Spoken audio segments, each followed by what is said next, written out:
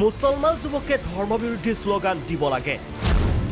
বৰপেটাত উগ্ৰ হিন্দুত্ববাদী যুৱকৰ উদ্ভট কাণ্ডত সৰ্বত্ৰ প্ৰতিক্ৰিয়া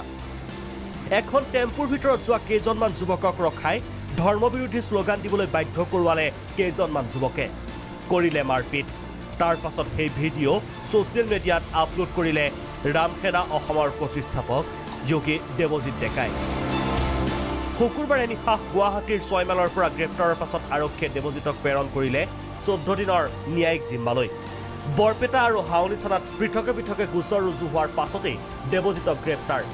ইয়াৰ পাছতে সংবাদমেল হঠাতে জন্ম লোৱা সংগঠন ৰামখেনা অসমৰ বৰপেটাৰ ঘটনাত ৰামখেনা জড়িত নহয় ৰামখেনাৰ কোনো সদস্যই সেই সময়ত ঘটনাস্থলীত নাছিল জড়িত নহয় হয় এই ক্ষেত্ৰত আমাৰ ৰামখেনা অসমৰ কোনো সদস্য জড়িত নহয়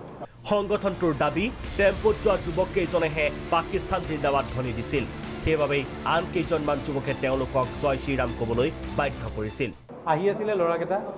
মিয়া সম্প্ৰদায়ৰ ল'ৰাকেইটা আহি আছিলে তেওঁলোকে